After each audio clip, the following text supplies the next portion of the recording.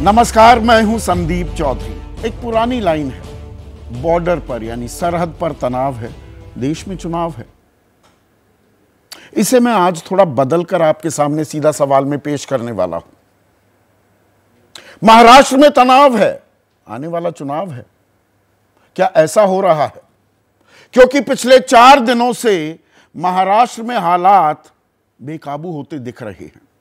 और मुद्दा क्या है? आरक्षण का, मराठा आरक्षण। यह जिन बोतल से एक बार फिर बाहर निकल गया है जबकि जो चुनाव हैं वो सर पर हैं। 1 तारीख को, इसी महीने की 1 तारीख को आमरण अनशन पर बैठे मनोज जरांगे की तबीयत बिगड़ने लगी। आमरण अनशन किस लिए कर रहे थे? वो मराठा आरक्षण के लिए। पुलिस उन्हें वहां से उठाकर अस्पताल ले जा रही थी। हालात बिगड़ गए। हालत बिगड़ी थी मनोज जरांगे की, लेकिन वहां पर कानून व्यवस्था के हालात बिगड़ गए। पुलिस को लाठीचार्ज करना पड़ा, टीयर गैस के गोले भी छोड़े गए, आगजनी हुई, हिंसा हुई। 350 लोगों को हिरासत में लिया गया है।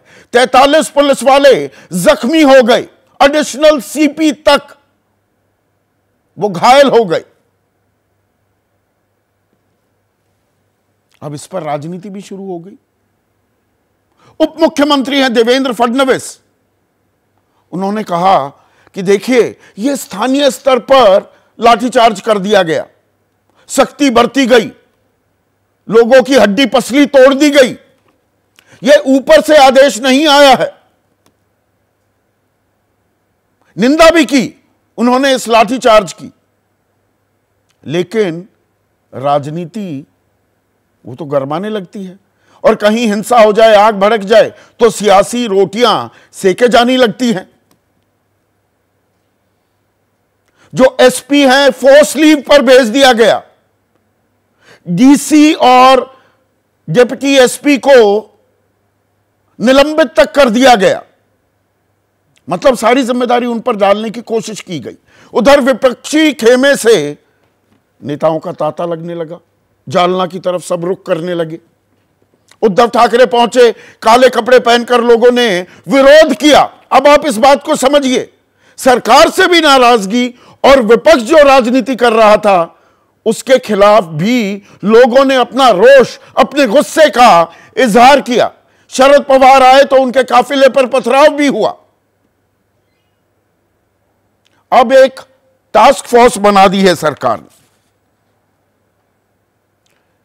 इसके हिस्सा होंगे वरिष्ठ वकील हरीश साल्वे। 1 महीने के भीतर इसे अपनी रिपोर्ट सौंपने को कहा गया है। लेकिन सवाल यह है, यह हिंसा यकायक भड़की क्यों? और यह मांग तो बहुत पुरानी है। यह आज की बात नहीं। 2014 में देवेंद्र फडणवीस की, बीजेपी की जब सरकार बनी थी तो मराठा आरक्षण देने का ऐलान किया गया था और दिया भी गया। विधानसभा में यह बिल पास कर दिया गया 2018 में कि 16% आरक्षण दिया जाएगा मराठाओं को। हाईकोर्ट ने इसे जून 2019 में 12% आरक्षण कर दिया नौकरी के लिए और 13% आरक्षण की सीमा रखी। लेकिन पेंच आ गया सुप्रीम कोर्ट के रूप में। सुप्रीम कोर्ट ने आरक्षण पर रोक लगा दी कि भाई एक लक्ष्मण रेखा खींच रखी है 50% की। इंदिरा साहनी केस में यह फैसला सालों पहले हो गया था। लैंडमार्क वो जजमेंट मानी जाती है। तो आप इससे आगे नहीं जा सकते। लेकिन बहुत से राज्य जा रहे हैं। अब तो जातीय और जातिगत, बल्कि मैं कहूं जातीय गलत शब्द मैंने इस्तेमाल कर दिया, जातिगत जनगणना, उसकी कवायद भी शुरू हो गई है। बिहार ने तो पूरी भी कर ली है। अब कुछ ही दिनों में वो सामने आ भी जाएगी। केंद्र सरकार ने इसका विरोध किया था कि जातिगत जनगणना करना वो तो केंद्र सरकार का अख्तियार है, जब सुप्रीम कोर्ट में मामला पहुंचा था। लेकिन बाद में अपने हलफनामे में कहा कि पैरा 5 गफलत में गलती से हमने डाल दिया था। हम जनगणना कराएंगे, जातीय सर्वे, जातिगत सर्वे राज्य सरकारों को कराना है तो कराएं। तो इसमें कहीं ना कहीं कड़ी जुड़ जाती है। यह सिर्फ मराठा आरक्षण की बात नहीं है, यह पिछड़ी जाति से भी जुड़ जाता है। और जातिगत जो जनगणना हो रही है उसका अंतिम नतीजा क्या होगा कि भाई आरक्षण दिया जाए। जिन जातियों को अभी भी आरक्षण का फायदा नहीं मिल पा रहा है, क्योंकि जी रोहिणी आयोग ने यह साफ कर दिया है कि 1% जो पिछड़ी जातियां हैं, 2600 के करीब जातियां हैं, उनमें से 1% 50% से ज्यादा दाखिले और नौकरी ले रहे हैं। 923 ऐसी जातियां हैं उन्हें तो कोई दाखिला, कोई नौकरी मिल ही नहीं रही, यानी कि आरक्षण का कोई लाभ नहीं। 994 ऐसी हैं उनको 2.8% के करीब आरक्षण मिल पाता है। और मराठा तो दबंग समुदाय जाति माना जाता है। अब इसकी वानगी भी आपके सामने पेश कर दूं कि उनकी ताकत कितनी है। 33% आबादी है मराठाओं की, और पश्चिमी महाराष्ट्र, उत्तरी महाराष्ट्र और मराठवाड़ा में इनका अच्छा खासा दखल है, लगभग हर सीट पर। और इन 3 इलाकों में तो वो डिसाइडिंग फैक्टर हैं। महाराष्ट्र में 48 सीटें हैं। पिछली बार एनडीए के खेमे में जब शिवसेना में फूट नहीं हुई थी, शिवसेना और बीजेपी ने साथ-साथ चुनाव लड़ा था। 48 में से 42 सीटें वो जीत गए थे। अब सत्ता पक्ष से आरोप ये भी लग रहे हैं कि भाई हिंसा भड़काई जा रही है जानबूझकर, इस मामले को तूल दी जा रही है। तो तूल कौन दे रहा है, यह अपने आप में सवाल है। या सवाल यह है कि ये मराठा आरक्षण जैसा पटेलों का आरक्षण, उसकी भी मांग बढ़ी थी। गुजरात में राजनीति में बहुत चहलकदमी हुई थी, गुज्जर आंदोलन चला, राजस्थान में आरक्षण को लेकर, जाटों का आंदोलन चला 2016 में हरियाणा में आरक्षण को लेकर। अब ये रायता, अगर मैं शब्द इस्तेमाल करूं, ये कहीं और तो नहीं फैल जाएगा, और इसको रोका कैसे जाए, इसको समेटा कैसे जाए। एकनाथ शिंदे कह रहे हैं कि आरक्षण देने के लिए जो कुछ भी करना होगा वो किया जाएगा। देवेंद्र फडणवीस, जैसा मैंने आपको बताया, वो कह रहे हैं लाठीचार्ज का आदेश गृह विभाग ने नहीं दिया, लोकल प्रशासन ये फैसला खुद लेता है। लेकिन राज ठाकरे, वो दोनों तरफ की राजनीति करते हैं, फायर ब्रांड नेता हैं, वो कह रहे हैं लोकल पुलिस पर ब्लेम डालने का क्या मतलब, जिसने आदेश दिया उसके खिलाफ कार्रवाई होनी चाहिए।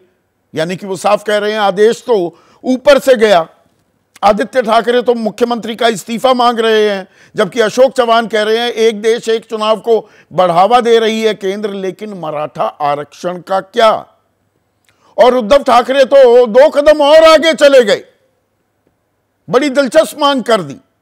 संसद का विशेष सत्र, 5 दिन का सत्र 18 सितंबर को शुरू होगा, तो वो कह रहे हैं कि विशेष सत्र में मराठा आरक्षण देने की अपील करता हूं। प्रधानमंत्री से अपील कर दी। तो जो ये आग आरक्षण को लेकर लगी है, जो ये आवाज उठी है महाराष्ट्र में, क्या इसके देशव्यापी असरात आने वाले दिनों में हो सकते हैं, क्योंकि चुनाव नजदीक है। वार पलटवार कैसे किया जा रहा है, पहले उस पर एक नजर।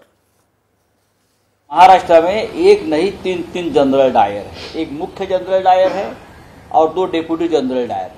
ये पुलिस को आदेश दिया गया उनको हटा दो, ताकत की आजमाइश करे, गोलियां चलाओ। क्या करते गृह मंत्री? बस हमारे जो उनके जो राजनीतिक विरोधी है उनको दबाने के लिए, कुचलने के लिए, उनकी आवाज बंद करने के लिए पूरी यंत्रणा का इस्तेमाल हो रहा है। अभी ये जो हादसे हो रहे हैं, ये मराठा समाज के आंदोलन के आड़ से या मराठा समाज के आड़ से कई राजनीति लोग इसमें राजनीति करना चाहते हैं। अभी कोई कहता है कि किसी ने लाठीचार्ज का आदेश दिया, गृह मंत्री ने दिया, कोई कहता है मुख्यमंत्री ने दिया, पहले तो आपस में तालमेल बनावे, वो एक मत तो करे। और इसमें एक और पेच है। पेच क्या है? मैंने इंदिरा साहनी जजमेंट का जिक्र किया कि 50% की लक्ष्मण रेखा है, हालांकि वो अब लांघी गई है। सिर्फ पिछड़ी जाति के लिए नहीं या अलग अलग राज्यों की बात नहीं कर रहा हूं, केंद्र सरकार के लेवल पर भी इकोनॉमिकली वीकर सेक्शन जो है, जो गरीब लोग हैं, उनके लिए भी 10% आरक्षण का प्रावधान कर दिया गया है। तो दरअसल 59.5% तक आरक्षण की सीमा तो बढ़ा दी गई है। और जब यह फैसला दिया गया, इसे ठीक करार दिया सुप्रीम कोर्ट ने भी, तो जस्टिस JB पारदीवाला ने क्या कहा था, इसको भी ध्यान रखने की जरूरत है। डॉक्टर भीमराव अंबेडकर का विचार महज 10 साल के लिए आरक्षण लागू करके सामाजिक सौहार्द लाने का था, लेकिन यह पिछले 7 दशकों से जारी है। एक टेम्पररी, एक अस्थाई व्यवस्था स्थायी हो चुकी है। आरक्षण अनंत काल तक जारी नहीं रहना चाहिए, और अगर ऐसा होता है तो यह निजी स्वार्थ है। और निजी स्वार्थ ही है क्या? और यही राजनीतिक स्वार्थ आने वाले 7 महीनों में इस पर कबड्डी होती दिखेगी क्या? ऐसे में आज का सीधा सवाल, बिना लार लपेट आपसे हम जो सवाल पूछ रहे हैं, वो सवाल क्या है? महाराष्ट्र में तनाव, होने वाला है चुनाव, और 24 की लड़ाई, आरक्षण ने ली अंगड़ाई। चर्चा में मेरे साथ NCP अजित पवार गुट जो है, और इससे वो ऐतराज भी जताते नजर आते हैं, बृजमोहन श्रीवास्तव उनके राष्ट्रीय प्रवक्ता हैं।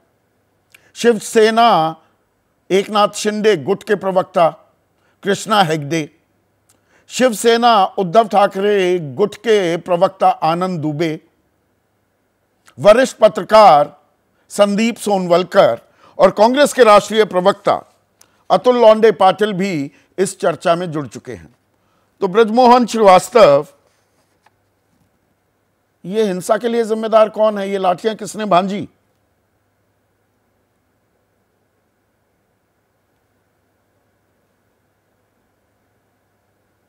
देखिए संदीप जी, ये एक बहुत ही संवेदनशील मुद्दा है, और इससे हमारे मराठा समाज का जो एक बहुत बड़ा वर्ग है वो पूरी तौर से जुड़ा हुआ है, क्योंकि वो जिन हालात में वो अपने समाज का विकास चाहते हैं, वो सारी सुविधाएं लोगों को उपलब्ध नहीं हो पा रही थी, और इसी को लेकर सारे मूवमेंट लंबे समय से चल रहा था। इसको हमारी सरकार ने भी और इसके पहले राष्ट्रवादी कांग्रेस पार्टी ने भी इस मुद्दे पे सकारात्मक रुख अपनाया था, लेकिन जब सुप्रीम कोर्ट का कोई फैसला आ गया तो यहाँ पर सरकार भी पूरी तौर से असहाय है। लेकिन अगर सब लोग मिलजुल के कोशिश करेंगे, और अगर सुप्रीम कोर्ट में जो मुद्दा है वहां पर अगर ठीक ढंग से सुप्रीम कोर्ट इस पर सहानुभूति पूर्वक अगर विचार करे, तो शायद हो सकता है कोई कानूनी लड़ाई पर तो मैं आता हूं। नहीं, बृजमोहन श्रीवास्तव, सवाल मेरा बड़ा सीधा है। एक मिनट, सवाल मेरा बड़ा सीधा है। 43 पुलिस वाले जख्मी हो गए, 350 लोगों को हिरासत में लेना पड़ा, आगजनी हुई, पथराव हुआ, डंडे बरसाए गए। सरकार कह रही है कि गृह विभाग ने ये आदेश नहीं दिए। मतलब वहां के कप्तान ने, SP ने ये आदेश दे दिए। हालात इतने बेकाबू हो गए, उनको फोर्स लीव पर भेजा है ना, DC को निलंबित कर दिया। स्थानीय स्तर पर हो गया। 45 जगहों पर हालात तनावपूर्ण है। मैं बढ़ा चढ़ाकर तो नहीं बता रहा हूं। महाराष्ट्र में आज की तारीख में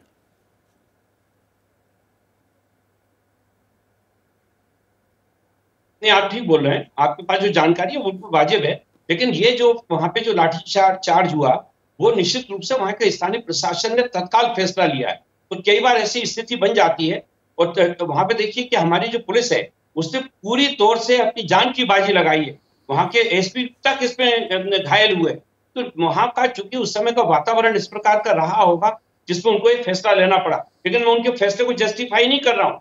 तत्काल उनके खिलाफ कार्रवाई भी की है, और इसके बाद भी इसकी पूरी विस्तृत जांच की जाएगी। और यदि ऐसा लगेगा कि इसमें पुलिस ने कोई प्रशासनिक रूप से कोई गलती की है, या वहां के लोकल एडमिनिस्ट्रेशन ने कोई गलती पुलिस की है, ने गलती तो की है, या सरकार ना तो भाप पाई और ना सही कदम उठा पाई इस आंदोलन को लेकर, इस प्रदर्शन को लेकर। सारी जिम्मेदारी पुलिस की, सरकार किस लिए होती है? बृजमोहन श्रीवास्तव,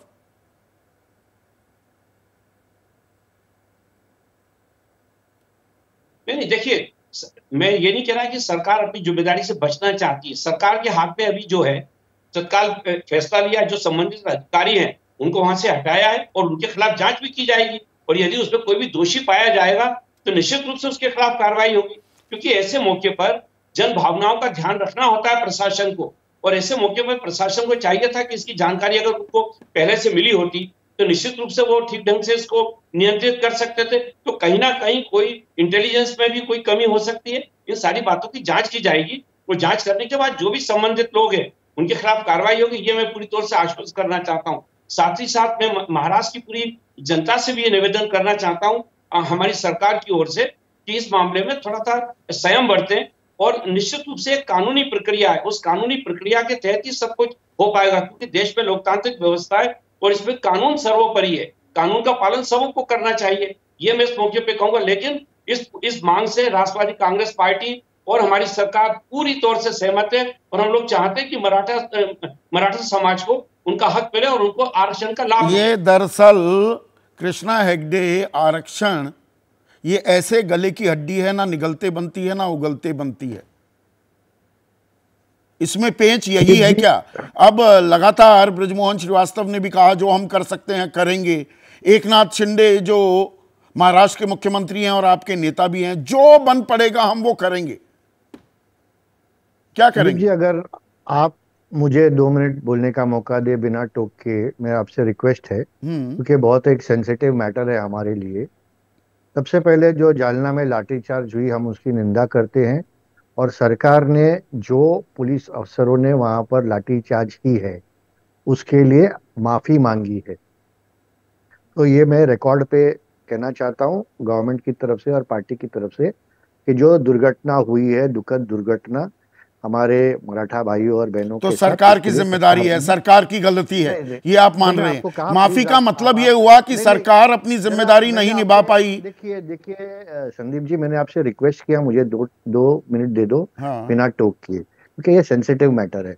दूसरे कोई विषय में आपको मैं ये बोलता नहीं हूँ।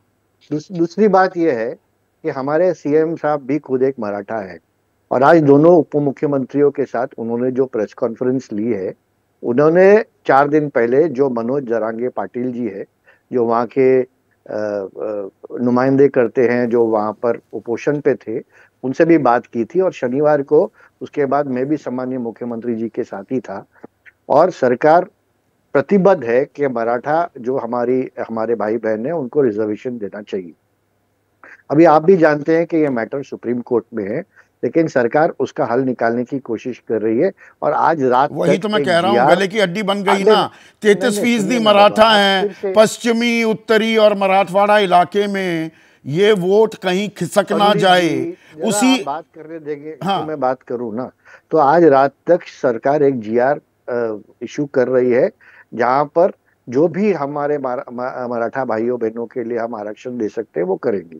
दूसरी एक हल सरकार ने ये निकाली है कि जो ओबीसी में कुंभी समाज है, जो गायकवाड़ समिति के हिसाब से हम उनको आरक्षण देने वाले थे, और जो भी फायदा कुंभी समाज को मिल रहा था वो भी फायदा हमारे मराठा भाइयों बहनों के लिए मिले। इसी तरह जो हमारे अधिकारी है, जो अलग अलग तालुका में है और अलग अलग डिस्ट्रिक्ट में है, वो जब मराठा हमारे भाई बहन या एडमिशन के लिए जाते, या एजुकेशन फैसिलिटीज के लिए जाते, या जॉब्स के लिए जाते, उनको ओपन कैटेगरी में डालकर उनका जो हक है EWS में, अगर कोई मराठा आर्थिक तरीके से पिछड़ा हुआ है तो उनको EWS में भी हम रिप्रेजेंट कर सकते हैं। ये जानकारी भी थोड़ी साझा कर दूं, 1 मिनट कृष्णा भाई। मराठा खेती वाली जमीन 49% मराठाओं के पास है। गरीबी रेखा के नीचे सिर्फ 14, 1 मिनट सुनिए, सिर्फ गरीबी रेखा के नीचे सिर्फ 14% मराठा हैं। सरकारी नौकरियों में 12% मराठाओं का दखल है। आज आप बड़े संवेदनशील क्या इसलिए दिख रहे हैं क्योंकि आपका राजनीतिक नफा नुकसान अटका हुआ है। इस खेल में। नहीं, तो बहुत संभल कर नहीं। बहुत संवेदनशील होकर बोल रहे हैं। देखिए महाविकास आघाड़ी का जब सरकार था और अशोक राव जी चौहान जी पूर्व मुख्यमंत्री इसके अध्यक्ष थे, तो वो सुप्रीम कोर्ट में हार गए, उसका अपील भी उन्होंने बराबर नहीं रखा, और वो हाई कोर्ट में भी तभी स्टैंड नहीं हुआ था जब हमारी सरकार थी, तो हाई कोर्ट में भी स्टैंड हुआ था और सुप्रीम कोर्ट में भी स्टैंड हुआ था। और उसके बाद भी हमने अभी एक टास्क फोर्स बनाई है जिसका मेंबर जो सम्मान्य हरीश साल्वे जी है, और हम यहाँ पर भी सुप्रीम कोर्ट में सरकार का जो बाजू है वो रखकर मराठा जो हमारे भाई बहन है उनको आरक्षण तो दिलाएंगे ही दिलाएंगे। जैसे जातिगत जनगणना पर सरकार यू टर्न कर जाती है, अब ये आरक्षण, ये 24 की लड़ाई आरक्षण ने ली अंगड़ाई, यही सवाल मैं पूछ रहा हूं। नहीं, इसमें जातिगत जनगणना की कोई बात ही नहीं है। जातिगत जनगणना की बात है ना, जातिगत जनगणना में सिर्फ मराठाओं नहीं और बाकी जो पिछड़ा वर्ग है, किसको कितना आरक्षण का फायदा मिल रहा है और किसको और दिया जाना चाहिए, ये भी तो राजनीतिक पेंच आ गया है ना। हमारी सरकार काम करने वाली सरकार है, सभी घटकों को हम न्याय देंगे, और खासकर मराठा जो हमारे भाई बहन है उनको तो न्याय देना हमारी प्राथमिकता है। उसी तरह ओबीसी जो समाज है, अभी ये जो इन लोग कर रहे हैं, जो उद्धव जी और उनके लोग और अशोक चौहान जी जो वहां पर गए हैं ना, वो खाली इसके लिए गए थे कि ओबीसी और मराठा के बीच में एक झगड़ा फैला है, और जो महाराष्ट्र में जो अच्छी तरह से कामकाज चल रहा है वहां पर एक तनाव पैदा करे।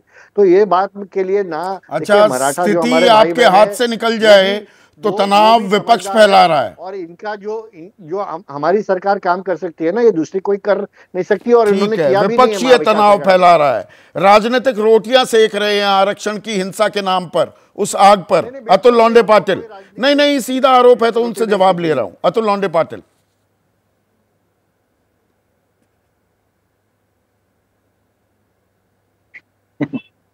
नहीं, ऐसा है कि हेगड़े जी को कुछ पता नहीं है। हेगड़े जी यहाँ आकर हवा में बातें कर रहे हैं। उन्हें पता नहीं है कि 11 अगस्त को जो आरक्षण दोनों सभागृह में, विधानसभा में और विधान परिषद में एक मत से पारित हुआ था, उसके बाद 29 नवंबर 2018 में 102वीं बीच में नहीं कृष्णा हेगड़े, सिर्फ अतुल लोंडे पाटिल को लीजिए, संशोधन हुआ, उससे राज्य सरकारों के अधिकार जो है वो ले लिए हैं, और सुप्रीम कोर्ट ने बात जारी और रखिए। उसमें फिर सुप्रीम कोर्ट ने जो नकारा आरक्षण, वो इसी मसले पर नकारा, इस राज्य सरकारों को अधिकार नहीं था। और उसी वक्त जब महाराष्ट्र का अधिवेशन चल रहा था, तो उस अधिवेशन काल में ये बात रखी गई सामने। फिर 127वां संशोधन कैसे आया संविधान में, और सारे अधिकार राज्यों को वापस दिए गए। गायकवाड़ कमीशन जब अपॉइंट किया था उसको सबने मान लिया था, तो गायकवाड़ कमीशन ने एक्स्ट्राऑर्डिनरी सर्कमस्टांसेस जो है ठीक से रखे नहीं। अब ये बात ठीक है, ये टेक्निकल बात है, इनके वजह से आरक्षण गया, 50% के ऊपर जा नहीं सकते, सुप्रीम कोर्ट ने कहा, इसमें विपक्ष कहां से आ जाता है।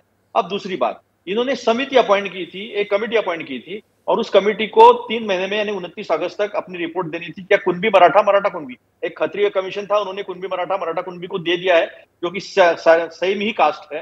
तो उन्होंने कुछ काम नहीं किया नितिन करीर समिति ने, और उसके बाद ये उपोषण पे बैठे, अनशन पे बैठे हैं। और अनशन पे बैठने के बाद ये कहते हैं हम चर्चा कर रहे थे। जब शांतिपूर्व आंदोलन चल रहा था, और कहीं मुंबई पुणे में नहीं चल रहा था, वो जालना में चल रहा था, एक छोटे गांव में, वहां पर जाकर जिस बेरहमी से मारा वो भी विपक्ष ने कराया। अगर ऐसा कहते होंगे तो सुभाष वानखेड़े जी जो सांसद थे हिंगोली से, तो उन्होंने तो सीधा आरोप कर दिया कि ये देवेंद्र फडणवीस ने किया। फिर 2016 में ये कुंभकोनी जो है, जो एडवोकेट जनरल थे, वो कहते हैं कि देवेंद्र फडणवीस ने मुझे रोका मराठा समाज की पैरवी करने के लिए सुप्रीम कोर्ट में। ये उन्होंने रिकॉर्ड पे कहा, ये हम नहीं कह रहे। तो इतनी सारी गलतियां 2.5 साल से ऊपर आपकी भी सरकार थी अतुल लोंडे पाटिल, महाविकास आघाड़ी की सरकार थी, आपने दे दिया आरक्षण, तब दे दिया था आपने, या ये आरक्षण नाम का एक झुंझुना है, इसको बजाना पड़ेगा। बता रहा हूं, तब सुप्रीम कोर्ट में चले गए थे लोग, वो कौन थे? वो सदावर थे। नहीं, ऐसा है कि इसका इतिहास बड़ा है, मैं उसमें जाना नहीं चाहता। 2013 में नारायण राणे समिति हमने अपॉइंट की थी, उन्होंने आरक्षण दिया था। बाद में कोर्ट में कौन चला जाता है? जब दोनों सभागृह में पारित हो जाता है, तो सदावर्दे कैसे चला जाता है, और वो कैसे देवेंद्र फडणवीस के करीब का है? तिरोडकर जो है वो कोर्ट में चला जाता है, वो कैसे इनके करीब का होता है? त्रिहरी अने जो एडवोकेट जनरल थे, वो कैसे उनके तरफ से लड़ते हैं, जिन्होंने आरक्षण को संस्तुति की थी, वो कैसे बाद में जाकर उनके खिलाफ जाकर लड़ जाते हैं? ये सारे लोग, जयश्री पाटिल जो सदावर्ती की एक सम्मानित भी है, उनकी पत्नी है, वो भी कैसे कोर्ट में चली जाती है आरक्षण के खिलाफ? जो इर्द गिर्द सारे आंदोलन जो है देवेंद्र फडणवीस के दिखते हैं, यही लोग कोर्ट में कैसे चले जाते हैं, जबकि दोनों सभागृह ने पारित किया था। और फिर इन्हें पता नहीं था, इनकी ही सरकार थी और 102वीं जो संविधान संशोधन था उससे राज्यों के अधिकार ले लिए थे। तो ये तो सुप्रीम कोर्ट की ऑन रिकॉर्ड बातें बता रहा हूं मैं कुछ विपक्ष की पैरवी नहीं कर रहा हूं। जो तथ्य है वो तथ्य आपके सामने रख रहा हूं। फिर ऐसे क्यों हो जाता है और इनका संबंध इनसे क्यों आता है? कुंभकोणी तो कोई पॉलिटिशियन नहीं है, वो तो एडवोकेट जनरल थे महाराष्ट्र के। श्रीहरिया ने भी एडवोकेट जनरल थे महाराष्ट्र के। एक खिलाफ चला जाता है, दूसरा तो आप मतलब सीधा आरोप ये लगा रहे हैं जानबूझकर बीजेपी ही, देवेंद्र फडणवीस ही आरक्षण के खिलाफ हैं, उसे रोकना चाहते हैं। यहां तो मुख्यमंत्री कह रहे हैं जो संभव होगा हम करेंगे। बिल्कुल, आप पूछ लो। तो खत्री कमेटी ने रिपोर्ट दिया है जो 2004 में एक्सेप्ट हो गया था। कुणबी मराठा कुणबी जिनके इस पे है उनको कुणबी में दे दीजिए। तो तकलीफ क्या है? अभी फिर से एक कमेटी अपॉइंट करने का क्या मतलब है? और जो कमेटी थोड़ा अतीत में अगर चला जाऊं, अतुल लोंढे पाटिल, अतीत में थोड़ा चलें। ये जब अनुसूचित, एक मिनट सुनिए ना, अनुसूचित जाति अनुसूचित जनजाति के लिए आरक्षण का प्रावधान किया गया 50 के दशक में। कालेलकर कमेटी थी, उसने पिछड़ी जाति को आरक्षण देने से साफ इनकार कर दिया था। किसकी सरकार थी? और पिछड़ी जातियों को दरअसल आरक्षण किस आयोग को इंप्लीमेंट करने के चलते मिला? जो ठंडे बस्ते में आपके जमाने में पड़ा रहा था। मैं मंडल आयोग की बात कर रहा हूं।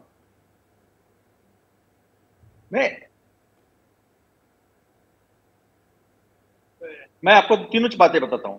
देखिए, जब संविधान लागू हुआ 26 जनवरी 1950 में, तब साइमन कमीशन ने जो SC/ST का सर्वे किया था वो लिस्ट हमारे पास थी, लेकिन ओबीसी की लिस्ट हमारे पास नहीं थी। इसलिए विशेष प्रावधान कर प्रेसिडेंट और गवर्नर दोनों को अधिकार दिए गए थे। काका साहब, वो लिस्ट कहां से आ गई? आयोग जो है 1931 में आखिरी बार हो गया। 1900, एक मिनट, आप बहुत पढ़े लिखे इंसान हैं अतुल। 1900, आप फैक्ट्स के साथ पर थोड़ा खिलवाड़ कर रहे हैं। 1931 में आखिरी जातिगत जनगणना हुई थी, उसी को आधार बनाया था मंडल आयोग ने। आप बना लेते। मंडल आयोग कब आया? 1978 में आया। नहीं, मंडल आयोग ने केवल, बराबर है, मोरारजी देसाई साहब ने मंडल आयोग का निर्माण किया था।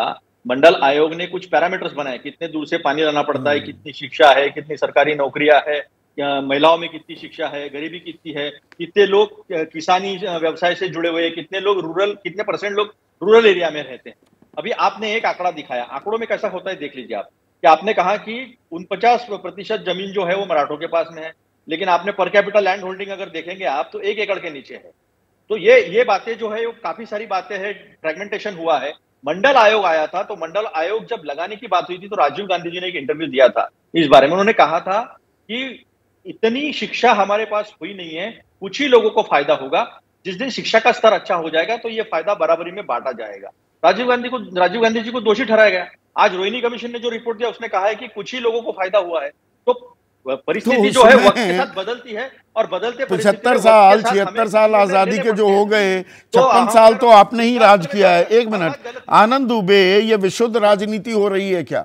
किसी का कल्याण भी होगा, झुनझुना बजाता जाएगा। भाई सरकार माफी भी मांग रही है और कह रही है जो बन पड़ेगा वो करेंगे।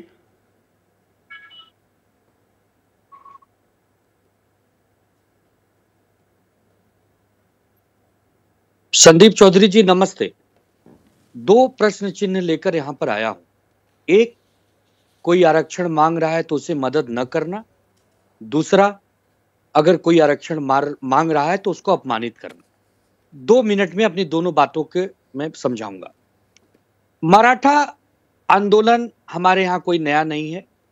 कई वर्षों से हम देखते हैं कि मराठा अपने मांग को लेकर, अपने आरक्षण को लेकर आंदोलन करते हैं और हजारों की संख्या में नहीं, कभी कभी तो लाखों की संख्या में करते हैं। दुहाई दी जाती है कि सीखना है तो मराठाओं से सीखो। कैसा अनुशासन है? एक मराठा लाख मराठा नारेबाजी करते हुए आंदोलन करते। जालना के उस गांव में जिसकी आबादी हजारों में भी नहीं है, सारटी गांव, वहां यदि एक विशेष समूह, एक मराठाओं का समूह, हमारे भाई बहन एक आंदोलन कर रहे हैं, एक उपोषण पे बैठे, भूख हड़ताल पे बैठे, क्या ऐसी परिस्थिति बन जाती है कि न तो केवल लाठीचार्ज होती है बल्कि गोलियां भी चलानी पड़ती है? इसका जिम्मेदार कौन है? जो हमारे भाई बहन घायल हुए हैं, किसके आदेश पर यह बर्बरता की गई है? ये तो हमारी पुलिस उस बात के लिए जानी जाती है जिसने कोरोना में भगवान बनकर हमारी मदद की। ये वही पुलिस सरकार बदलते ही बर्बर कैसे हो गई? और जब हमारे भाई बहन घायल हो गए, हमारे नेतागण उन्हें देखने जा रहे हैं, तो भारतीय जनता पार्टी हम पर आरोप लगा रहे हैं कि हम लोग राजनीति कर रहे हैं। मतलब आप उन्हें आरक्षण दे नहीं रहे हैं, वो आरक्षण मांग रहे हैं, एक भूख हड़ताल कर रहे हैं और उन पर लाठियां गोलियां चलाई जा रही हैं। जनरल डायर का युग लाया जा रहा है, जैसे अंग्रेज बर्बरता करते थे उस प्रकार काम किया जा रहा है, और हम अपनी वेदना नहीं दिखा सकते। आनंद, आपके नेता उद्धव ठाकरे जाते हैं तो वहां पर काले कपड़े पहनकर लोग विरोध भी करते हैं। लोग भी समझ रहे हैं कि ये आरक्षण के नाम पर कोरी राजनीति हो रही है, वरना काले कपड़े पहनकर लोग विरोध क्यों करेंगे? जनता का अधिकार है, जनता का अधिकार है, हमारा विरोध करें, हमसे असहमति दिखाएं। अंत में वो भगवान होते हैं, जनार्दन होते हैं, शीश झुकाकर उनकी सारी बातों को हम सहेंगे। विषय यह है कि जिस प्रकार दिल्ली सरकार के समर्थन में जब सुप्रीम कोर्ट फैसला देती है, यही केंद्र सरकार अध्यादेश लाकर उस फैसले को पलट देती है। क्या आप हमारे मराठा भाई बहन को आरक्षण देने के लिए कोई ऐसा अध्यादेश नहीं ला सकते? ला सकते हैं। दूसरी बात, वोट लेने का सबसे आसान तरीका है, दायरा बना हुआ है, वोट लेने का सबसे आसान तरीका है।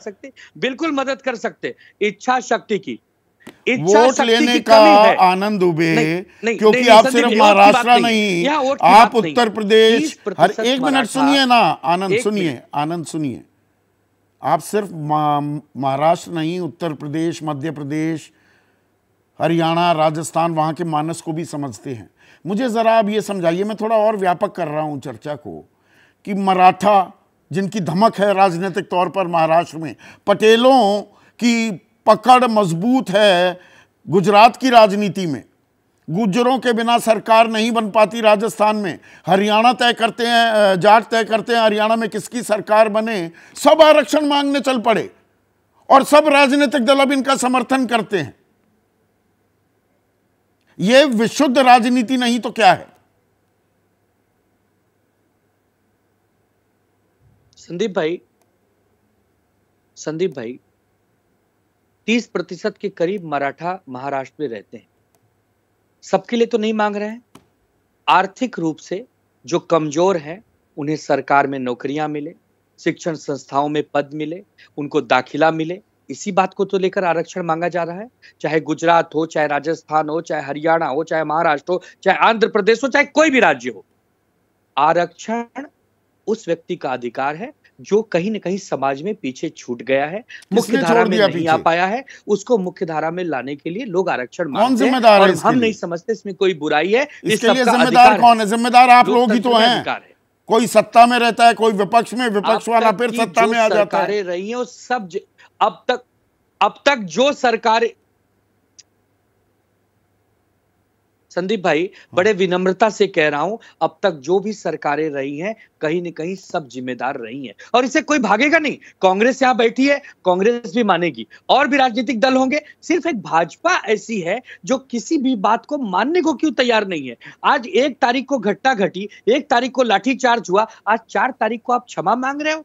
देवेंद्र जी, आप तो वही देवेंद्र जी हो जो लेह लद्दाख तो पहुंच गए 2200 किलोमीटर का सफर तय करके, लेकिन 400 किलोमीटर जालना नहीं जा पाए। जब हमारे नेता जालना जाते हैं, मलहम पट्टी लगाना चाहते हैं, अपनों को गले लगाना चाहते हैं, घायलों से मिलना चाहते हैं, तो आपको उसमें भी राजनीति दिखती है। और आज आप आके क्षमा मांगते हो। कृष्णा जी कह रहे हैं कि हम याचना कर रहे हैं, हम क्षमा मांग रहे हैं, हमसे गलती हो गई। आप एसपी को तत्काल छुट्टी पे भेज सकते हो, लेकिन उप मुख्यमंत्री जी का इस्तीफा नहीं मांग सकते क्या हम लोग? ठीक है, राजनीतिक आरोप प्रत्यारोप सुन लिए, ठीक है आनंद। अब संदीप सोनवलकर, ये 1 मिनट, ये आरक्षण सिर्फ संदीप सोनवलकर स्क्रीन पर, संदीप सोनवलकर, ये लड़ाई, ये आरक्षण जो अंगड़ाई ले रहा है, ये 24 की लड़ाई के चलते हो रहा है। आरक्षण वो ऐसा एक जिन है, बोतल से निकालती रहती हैं पार्टियां जैसे ही चुनाव नजदीक आते हैं। असली और कड़वी हकीकत क्या ये है?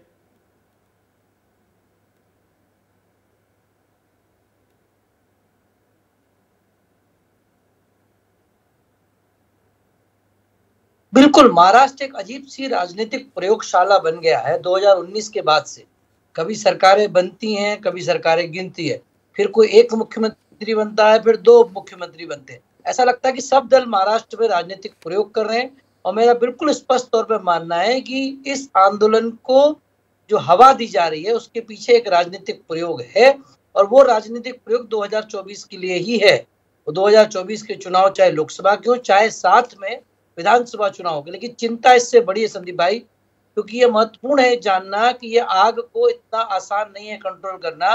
महाराष्ट्र के एक बड़े हिस्से में सूखा है, किसानों की आत्महत्या लगातार बढ़ती जा रही है और सबसे बड़ी बात है कि बेरोजगारी का भी एक बहुत बड़ा आंकड़ा महाराष्ट्र में आ रहा है। तो ये सब मिलकर इस आग को और भड़का सकते हैं। जरूरी है कि नेता अपनी राजनीति न चमकाएं, पहले इस मुद्दे की संवेदनशीलता को समझें और सिर्फ आरक्षण की राजनीति के मामले में जो कई प्रयोग कई राज्यों में हुए हैं कि बड़ी एक जाति के खिलाफ में बाकी सबको एकजुट करना, वैसा ही कुछ प्रयोग मुझे दिखता है। तो ये राजनीतिक प्रयोग हो रहा है क्या, और इस राजनीतिक प्रयोग के पीछे वजहें क्या हैं, थोड़ा सा उनकी परतें भी मैं खोलने वाला हूं। एक छोटा सा ब्रेक ले रहे हैं। आपके सुझाव, आपकी राय क्या है? जो ये लड़ाई सिर्फ महाराष्ट्र नहीं, आरक्षण को लेकर पूरे देश में होती दिख रही है और दिखेगी आने वाले दिनों में, वो भी हमसे साझा कीजिए। बात हो रही है महाराष्ट्र में तनाव की, आने वाले चुनाव की और आरक्षण की। अब संदीप, यहाँ पर खास महाराष्ट्र की बात करें। महाराष्ट्र में दरअसल लड़ाई वो रोचक इसलिए भी हो गई है। पहली बात, उत्तर प्रदेश के बाद सबसे ज़्यादा लोकसभा सीटें महाराष्ट्र में हैं, 48। और महाराष्ट्र में जो परंपरागत पार्टियां थी वो भी दो फाड़ हो गई हैं। 2 शिवसेना हो गई, 2 एनसीपी हो गई। अब मराठा 33%, 3 में से 1 आदमी मराठा है महाराष्ट्र में। उनका नेता कौन? वो पैरोकारी की लड़ाई है और उसमें आरक्षण जुड़ गया है क्या? बिल्कुल, अगर आसान तरीके से इस पूरे घटनाक्रम को देखें तो।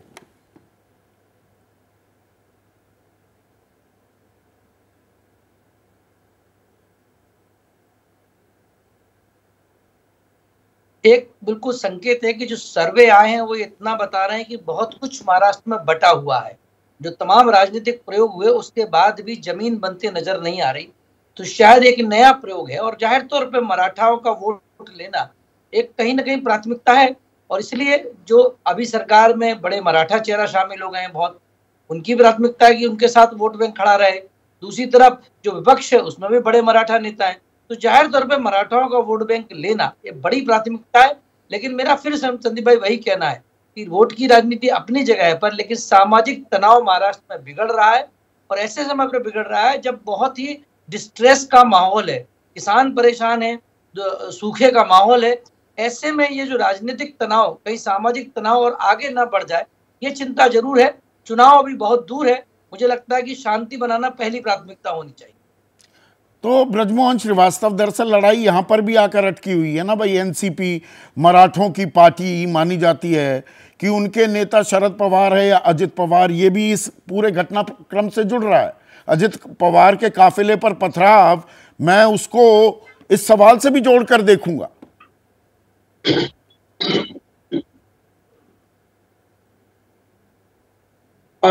सभी भी देखिए, इसको इतने छोटे दायरे में देखना तो ठीक नहीं होगा। ये बात सच है कि आदरणीय अजितदादा पवार एक मराठा नेता है, एकनाथ शिंदे साहब भी मराठा नेता हैं और इनका मराठों के बीच में अपना बहुत सम्मान भी है और ये मराठा समाज का ध्यान भी रखते हैं। लेकिन आज अभी इस परिस्थिति में मैं सोचता हूँ शायद ऐसा कहना ठीक नहीं होगा। मूल मुद्दा यह है कि आज महाराष्ट्र के वातावरण में निश्चित रूप से एक सकारात्मक सोच की जरूरत है और वहां पे कानून व्यवस्था बेहतर रहे। इसकी जिम्मेदारी सरकार की तो है ही, लेकिन बाकी के सारे लोगों की भी है, क्योंकि जो दूसरे पिछले 4 दिनों में सरकार फेल हो गई, खेलना चाहते हैं, ये उनके लिए भी घातक सिद्ध होगा। तो मेरा मानना यह है कि ये मौका, देखिए मैं कह रहा हूं ये सरकार का फेल्यूर नहीं है। क्या होता है कि ये प्रशासनिक व्यवस्था है, एकदम से अगर अचानक कभी कहीं कोई भीड़ उग्र हो जाए और उनको ऐसा लगे और उनका वहां पे अगर प्रशासन के साथ वहां पे अगर झगड़ा होने लगे तो कई बार ऐसी घटनाएं हो जाती हैं। लेकिन इसका मतलब कदापि नहीं है कि मैं उनका समर्थन कर रहा हूं। और जो लोग इससे पीड़ित हुए हैं, मैं निश्चित रूप से उनके प्रति अपनी संवेदनाएं भी व्यक्त करता हूं। और इसके साथ ही साथ आप देखिए कि प्रशासन के लोग भी घायल हुए हैं, तो निश्चित रूप से उन्होंने चीजों को नियंत्रित करने की कोशिश की है, अतुल लोंडे पाटिल, ये लड़ाई ये सिर्फ मराठा आरक्षण की नहीं या जाट या गुर्जर आरक्षण की नहीं, आने वाले दिनों में ये पिछड़ी जाति के आरक्षण से भी जुड़ेगा। ये बड़ा आसान सा निष्कर्ष है। देखिए संदीप भाई, जब हमने ईडब्ल्यूएस को आरक्षण देने में अपना इतना विल पावर दिखाया है, जब मोदी है तो मुमकिन है, जब बड़े बड़े काम आप करते हो, तो फिर आपको 50% का जो सीलिंग है वो हटाने में क्या हर्ज है? यानी आपको लड़वाना है। वो तो छोटा गांव है, वहां पे तो कोई विपक्ष गया नहीं था। तो जाति के आधार पर सबको आरक्षण दे दो, जिसकी जितनी संख्या भारी उसकी उतनी हिस्सेदारी, सब जातियां गिन लो और सब जातियों का हिसाब से आरक्षण दे दो। यही है विकास का मॉडल।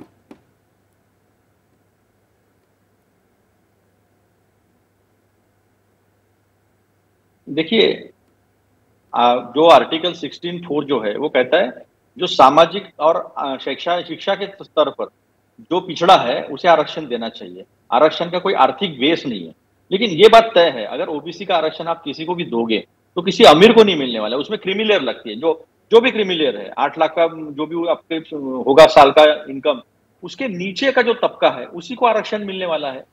तो बराबरी में लाना और ईमानदारी होगी तो दे सकते ना। मोदी है तो मुमकिन है ना। 8 लाख रुपए से कम कमाने वाला, 8 लाख रुपए से कम कमाने वाला अतुल देश में गरीब है। 8 लाख से कम कितना होता है? 12 छंग 72, मतलब मोटा मोटा 66-67 हजार रुपए प्रति माह जो कमा रहा है। सरकार खुद मानती है 25,000 रुपए प्रति महीने जो कमा रहा है वो टॉप 10% में आता है इस देश के। 25,000 कमाने वाला, यहां 67,000 कमाने वाला गरीब माना जा रहा है। कमाल के आंकड़ेबाजी हो रही है देश में। फिर तो सारी आबादी 95% लोग इस देश में ईडब्ल्यूएस हैं। क्रीमी लेयर की जो मर्यादा है, मैंने उस मर्यादा का उल्लेख किया। तो वही तो मैं कह रहा हूं ना, उसी को। एक मिनट, थोड़ा सा वक्त की कमी है। कृष्णा हेगड़े, वही जी रोहिणी आयोग पर आऊंगा मैं। कृष्णा हेगड़े को लेकर आइए। जी रोहिणी आयोग कहता है 1% पिछड़ी जाति 50% दाखिले और नौकरी ले रहे हैं। हम उसी ओर जा रहे हैं क्या? फिर तो ये टंटा खत्म करो, जिसकी जितनी संख्या है, जिस जाति की उतनी आबादी, उसको उसी अनुपात में आरक्षण दे दो। देखिए संदीप जी, हमारा सरकार जो है हमारे मराठा भाइयों और बहनों के लिए प्रतिबद्ध है और उनको हम आरक्षण दे के ही रहेंगे। और दूसरा, ये कांग्रेस वाले या उद्धव जी की पार्टी है, जितना भी इन्होंने किया होगा हमारे सामने, ये खुद सरकार में थे 2.5 साल, इनकी फेलियर थी और उसके वजह से हम सुप्रीम कोर्ट में हार गए थे। उसके बाद हमने पुनर्याचिका कर हम वहां पर भी टास्क फोर्स बनाकर वहां पर भी जीतेंगे, वो अलग बात है। लेकिन तो मतलब आरक्षण आप देकर रहेंगे, आरक्षण तो देना ही पड़ेगा, ये मजबूरी हो गई है। आनंद, आखिरी जवाब 20 सेकंड में। आनंद दुबे। और एक इंपॉर्टेंट बात सर, अभी टाइम नहीं है, सॉरी। आनंद दुबे। सबसे महत्वपूर्ण सवाल पूछ रहा हूं संदीप भैया आपके माध्यम से। एक मुख्यमंत्री, 2 उप मुख्यमंत्री, इतनी बड़ी हिंसा हो गई, लाठीचार्ज हो गया, गोलियां चल गई, यह तीनों नेताओं में से एक नेता भी वहां जाने की जिम्मेदारी क्यों नहीं उठाए? क्यों महाराष्ट्र में, मुंबई में ही बैठे रहे, जालना नहीं पहुंचे? सरकार जिम्मेदारी निभा रही है, नहीं निभा रही है, इस पर हमने चर्चा की। पर बड़ा सवाल और सीधा सवाल ये बनता है कि भाई संख्या के आधार पर ही सबको आरक्षण बांट दिया जाएगा क्या? और यही तरीका है या यही सबसे आसान राजनीति है? आप सभी का बहुत बहुत शुक्रिया। जनता की राय क्या है, ये सीधा सवाल मैं आपसे पूछ रहा हूं।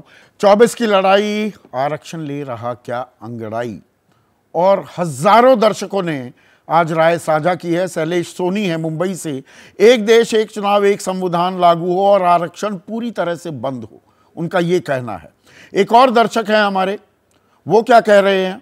मधुबनी बिहार से हैं लाल बहादुर सिंह।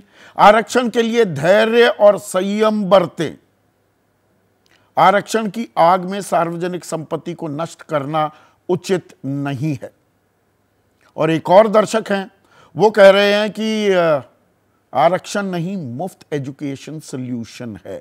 होशियारपुर पंजाब से प्रकाश, और ये सही कह रहे हैं, पढ़ाई लिखाई स्वास्थ्य पर क्या हम वो तवज्जो देंगे सबको बराबरी पर ले आएं, पर ऐसा होगा क्या? या आसान रास्ता ही हम तलाशते रहेंगे? और अफर्मेटिव एक्शन ज़रूरी भी है, लेकिन किन तबकों के लिए, उस गहराई तक क्या कोई जाने को तैयार है? आज मेरे साथ इतना ही।